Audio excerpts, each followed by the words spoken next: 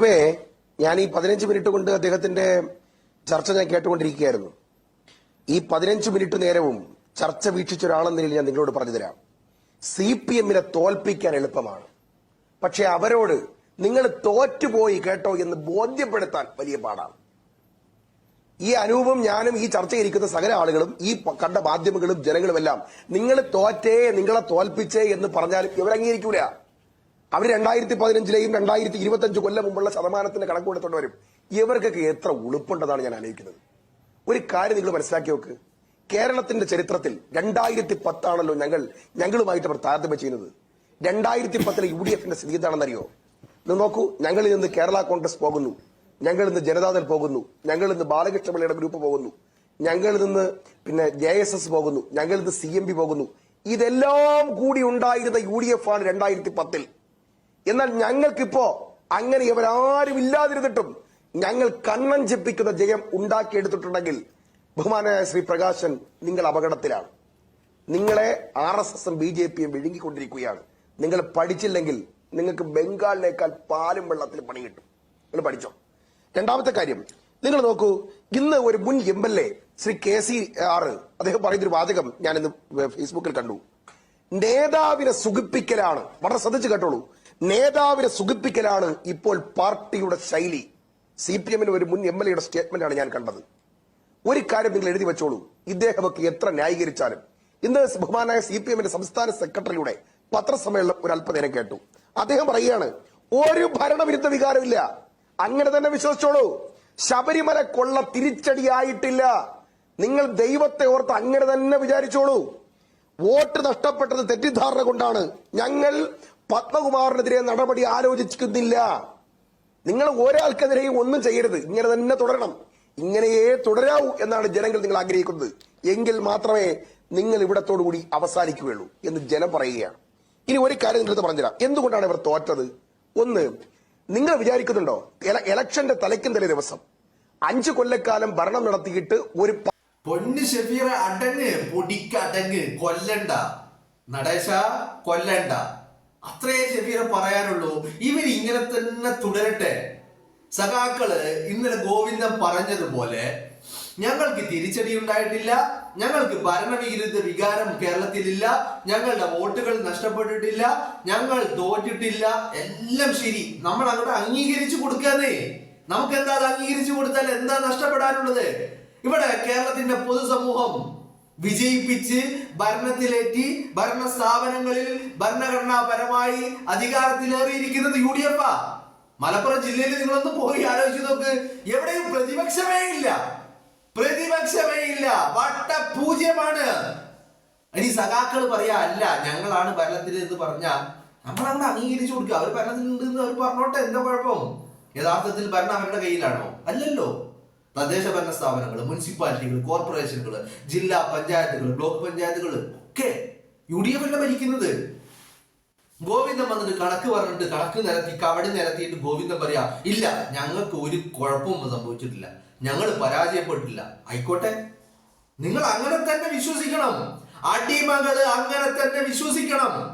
അത് മാത്രമേ അടിമകൾ വിശ്വസിക്കാൻ പാടുകയുള്ളൂ. ഗോവിന്ദൻ പറയുന്ന കവടി നിരത്തിയുള്ള കണക്കുകൾ അത് അടിമകൾ വിശ്വസിച്ച് അങ്ങനെ തന്നെ മുന്നോട്ട് പോകണം. നിങ്ങൾ തിരുത്തരുത്, നിങ്ങൾ തിരുത്തരുത്, സഖാക്കൾ തിരുത്തരുത്. തിരുത്തി കഴിഞ്ഞാൽ കോൺഗ്രസിന് ഇനിയും പണിയെടുക്കേണ്ടി വരും. അതുകൊണ്ട് കോൺഗ്രസിന് ഒരു ഈസി വാക്ക് ഓവർ എന്നുള്ള രീതിയിലേക്ക് കാര്യങ്ങൾ നീങ്ങട്ടെ. ഗോവിന്ദൻ പറയുന്നു തോറ്റിട്ടില്ല, യെസ് തോറ്റിട്ടില്ല. ഗോവിന്ദൻ പറയുന്നു ഭരണവിരുദ്ധ വികാരമില്ല, ഇല്ല. ഗോവിന്ദൻ പറയുന്നു ശബരിമലയിൽ അയ്യന്റെ പൊന്ന് കട്ടത് ഞങ്ങൾ സഖാക്കൾ കട്ടത് ഞങ്ങൾക്ക് തിരിച്ചടിയായിട്ടില്ല, ആയിട്ടില്ല, ആയിക്കോട്ടെ, കുഴപ്പമില്ല. അങ്ങനെ തന്നെ വിശ്വസിക്കുക. നിങ്ങൾ അങ്ങനെ തന്നെ വിശ്വസിക്കുക. പത്മകുമാറിനെയും വാസുവിനെയും മുരാരി ബാബുവിനെയും നിങ്ങൾ സംരക്ഷിച്ചു കൊണ്ട് നടക്കുക. ഒരു കുഴപ്പമില്ല. നിങ്ങൾ ഈ പോകുന്ന പോക്ക് തന്നെ പോകണം. അവസാനം എന്ത് സംഭവിക്കും? അവസാനം എന്ത് സംഭവിക്കും? ബംഗാളിലെ കുറെ എണ്ണം ഇവിടെ വന്നിട്ട് പൊറോട്ട അടിക്കാനും തെങ്ങ് കയറാനും കക്കൂസിന്റെ കുഴിയെടുക്കാനും ഒക്കെ നടക്കുന്നുണ്ട്. അവിടുത്തെ ലോക്കൽ സെക്രട്ടറിമാരും ബ്രാഞ്ച് സെക്രട്ടറിമാരും ഏരിയ കമ്മിറ്റി അംഗങ്ങളും ഒക്കെയാണ് ഈ പണി നടത്തുന്നത് ഇവിടെ കേരളത്തിൽ. അതുപോലെ നിങ്ങൾക്ക് എന്തായാലും ബംഗാളിലേക്ക് പോകാൻ പറ്റൂല, കാരണം ഇവിടെ കിട്ടുന്ന കൂലി അവിടെ കിട്ടൂല. പക്ഷെ ഒരു കാര്യം നിങ്ങൾക്ക് ചെയ്യാം, എന്ത് അവിടുത്തെ സഖാക്കളെയും കൂട്ടിയിട്ട് ഇവിടെ കക്കൂസിന്റെ കുഴി എടുക്കാൻ പോവുക, തെങ്ങ് കയറാൻ പോവുക. അവിടുത്തെ സഖാവ് തെങ്ങ് കയറുമ്പോൾ തേങ്ങ പെറുക്കാൻ താഴെ നിന്ന് തേങ്ങ പെറുക്കാം ഗോവിന്ദന്. ഗോവിന്ദൻ എന്തായാലും ഇത് ചെയ്യില്ല. കാരണം എന്താ, ഗോവിന്ദൻ വേണ്ടതൊക്കെ സമ്പാദിച്ചു വെച്ചിട്ടുണ്ട് അല്ലെ. നിങ്ങളൊന്ന് ആലോചിച്ച് നോക്ക്. വിജയന്റെ മകന് എവിടെയാ പരിപാടി? ലണ്ടനില. ഗോവിന്ദന്റെ മകന് എവിടെയാ പരിപാടി? ലണ്ടനില അല്ലേ. ബിനോയ് കൊടിയേരി എവിടെയാ പരിപാടി? ബിനോയ് കൊടിയേരിക്ക് രണ്ടിടത്ത് പരിപാടി ഉണ്ട് കേട്ടോ, ഒന്ന് ദുബൈയിലും ഒന്ന് ബീഹാറിലും. ബിനോയ് കൊടിയേരിക്ക് രണ്ടിടത്തുണ്ട്, ഒന്ന് ബീഹാറില് ഒന്ന് ദുബൈയില്. അങ്ങനെ സഖാക്കളുടെ മക്കളൊക്കെ ലണ്ടനിലും അമേരിക്കയിലും UK-യിലും ഈ പറയുന്ന കാനഡയിലും ദുബൈയിലും ഒക്കെയാണ് ബിസിനസ്സും കാര്യങ്ങളും. അതുകൊണ്ട് ഗോവിന്ദൻ തേങ്ങ പെറുക്കാൻ വരുമെന്ന് കരുതണ്ട. പക്ഷെ അടിമകള് തേങ്ങ പെറുക്കേണ്ടി വരും മക്കളെ. ഇതേ പോക്കാണ് നിങ്ങളുടെ പാർട്ടി പോകുന്നതെങ്കിൽ. ഇവിടെ എനിക്ക് സഖാക്കളോട് എതിർപ്പുള്ളത് ഒരൊറ്റ കാര്യത്തിൽ മാത്രമാണ്. ഒറ്റ കാര്യത്തിൽ. നിങ്ങള് സഖാക്കൾ ചെയ്തത് ഏറ്റവും വലിയ തെറ്റെന്താണെന്ന് അറിയാമോ നിങ്ങൾക്ക്? അത് ഇന്നലെ CPI-യുടെ സംസ്ഥാന സെക്രട്ടറി ബിനോയ് വിശ്വം പറഞ്ഞിട്ടുണ്ട് ആ കാര്യം എന്താണെന്നുള്ളത്. നിങ്ങള് ചെയ്ത രണ്ട് കാര്യങ്ങള്, ഈ തെരഞ്ഞെടുപ്പിൽ നിങ്ങൾ പരാജയപ്പെടാനുണ്ടായ രണ്ട് കാര്യങ്ങൾ. ഒന്ന്, നിങ്ങള് RSSകാരനായി എന്നുള്ളതാണ്. രണ്ടാമത്തെ കാര്യം അയ്യന്റെ പൊന്നിൽ തൊട്ട് കളിച്ചു എന്നുള്ളത്. ഇത് രണ്ടും കേരളത്തിന്റെ പൊതുസമൂഹം അനുവദിച്ചു തരില്ല, പൊറുക്കില്ല എന്നുള്ളതാണ് അല്ലെ. അയ്യന്റെ പൊന്ന് കട്ടതില് അത് സഖാക്കളാണ് എന്നുള്ള കാര്യത്തില് നിങ്ങൾക്കും സംശയമില്ല, കേരളത്തിലെ ജനങ്ങൾക്കും സംശയമില്ല. അത് ജനം മറക്കൂല, അത് ജനം പുറത്തു തരൂല. രണ്ടാമത്തെ കാര്യം എന്ന് പറയുന്നത്, നിങ്ങളൊന്ന് ആലോചിച്ച് നോക്ക്. RSS എന്ന് പറയുന്ന ഇന്ത്യ കണ്ട വർഗീയ രാജ്യദ്രോഹികൾ, ആ രാജ്യദ്രോഹികൾ RSS, ഈ രാജ്യദ്രോഹികള് കേരളത്തിൽ കാലൂന്നാൻ ശ്രമം നടത്താൻ തുടങ്ങിയിട്ട് പതിറ്റാണ്ടുകളായി, അല്ല നൂറ്റാണ്ടുകൾ തന്നെയായി. ആ നൂറ്റാണ്ടുകളായിട്ടും കേരളത്തിന്റെ മണ്ണില് ഇവർക്ക് കാലുറപ്പിക്കുവാനുള്ള അവസരം കേരളത്തിന്റെ പൊതുസമൂഹം നൽകിയിട്ടില്ല. അങ്ങനെ കേരളത്തിന്റെ പൊതുസമൂഹം പുറംകാല് കൊണ്ട് തട്ടിത്തെറിപ്പിച്ച RSSനെയാണ് നിങ്ങൾ തലയിൽ വെച്ച് നടക്കുന്നത്. RSSന് ഓശാന പാടുന്ന പരിപാടിയാണ് ഈ പറയുന്ന പിണറായി വിജയൻ നടത്തിക്കൊണ്ടിരിക്കുന്നത്. പിണറായി വിജയന്റെ താല്പര്യങ്ങൾ ഉണ്ടായേക്കാം. പിണറായി വിജയന്റെ മക്കളെയും മകനെയും മകളെയും കണ്ടിട്ടല്ല പിണറായി വിജയനെ കേരളത്തിന്റെ പൊതുസമൂഹം അധികാരത്തിലിരുത്തിയത്.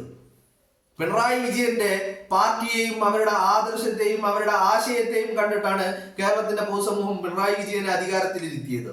പക്ഷേ ആ പിണറായി വിജയൻ ഈ പാർട്ടിയെ RSSന്റെ കാൽ കീഴിൽ കൊണ്ടുപോയി പണയം വെച്ചു. ഈ പാർട്ടിയുടെ ആദർശത്തെയും ഈ പ്രസ്ഥാനത്തെയും ഇതിന്റെ ആശയാദർശങ്ങളെയും RSSന്റെ കാൽ കീഴിൽ പണയം വെച്ച് വന്നിട്ട് RSSന്റെ കാല് നക്കിയ പരിപാടി പിണറായി വിജയൻ ചെയ്തു തുടങ്ങിയത് മുതൽ കേരളം കാത്തിരിക്കുകയായിരുന്നു. നിങ്ങൾ എന്താ കരുതിയത്? നിങ്ങൾ കാണിക്കുന്ന തമ്മാടിത്തരങ്ങളൊക്കെ കണ്ട് കേരളം മിണ്ടാതിരിക്കുകയാണെന്നോ? ഒരിക്കലുമല്ലായിരുന്നു. കേരളം കാത്തിരിക്കുകയായിരുന്നു പിണറായി വിജയന്റെ കരണത്തടിച്ചിട്ട് കടക്ക് വിജയ പുറത്ത് എന്ന് പറയാനുള്ള ഒരു അവസരത്തിന് വേണ്ടിയിട്ട്. അതാണ് ഈ തദ്ദേശ തെരഞ്ഞെടുപ്പിൽ നമ്മൾ കണ്ടത്. അതുകൊണ്ട് സഖാക്കള് ബിനോയ് വിഷയത്തിനൊക്കെ ചില കാര്യങ്ങളൊക്കെ മനസ്സിലാവുന്നുണ്ട്. ബിനോയ് വിഷയത്തിന് അത് മനസ്സിലാവാൻ തുടങ്ങിയിട്ടും കുറെ കാലമായി. പക്ഷേ അയാൾ ഒരു മുന്നണിയിൽ നിൽക്കുന്നത് കൊണ്ടും ആ മുന്നണിയിലെ പ്രധാനപ്പെട്ട ഒരാളായതുകൊണ്ടുമാണ് അയാൾ വാ മൂടി പലതിനെയും ന്യായീകരിച്ച്, പലതിനെയും കണ്ടില്ലെന്ന് നടിച്ച്, പലതിലും മൗനം വിദ്വാനുഭൂഷണം എന്നുള്ള രീതിയിൽ മൗനം പാലിച്ച് അയാൾ മുന്നോട്ട് പോയിക്കൊണ്ടിരുന്നത്. പക്ഷേ ഈ തദ്ദേശ തെരഞ്ഞെടുപ്പ് കഴിയുമ്പോൾ പലതും അയാളെ കൊണ്ട് പറയാൻ നിർബന്ധിക്കുകയാണ്. കാരണം അല്ലെങ്കിൽ ചരിത്രം അയാളെ ഒറ്റുകാരനെന്ന് രേഖപ്പെടുത്തും. മനസ്സിലായില്ലേ? ഇതുപോലെ പിണറായി വിജയൻ പാർട്ടിയെ ഒറ്റിക്കൊടുത്ത്, പാർട്ടി എന്ന് പറയുന്നതില്ലല്ലോ. നിങ്ങളൊന്ന് ആലോചിച്ച് നോക്ക്. രാജാവ് മാത്രമേ ഉള്ളൂ. രാജാവിന്റെ മുന്നിൽ കുഴലൂത്ത് നടത്തുന്ന സ്തുതിപാഠകരായിട്ടുള്ള കുറെ എണ്ണം അടിമകള്. ആ അടിമകള് പാർട്ടിയില്ല, പ്രസ്ഥാനമില്ല, ആശയങ്ങളില്ല, ആദർശങ്ങളില്ല, പ്രത്യയ ശാസ്ത്രങ്ങളില്ല, ഒന്നുമില്ല. പിണറായി വിജയൻ എന്ന് പറയുന്ന ഒരു രാജാവ് മാത്രം. എന്നിട്ട് ഇപ്പൊ വന്നിട്ട് പറയാ, കാരണം ഗോവിന്ദന് വേറെ വഴികളില്ലെന്നേ.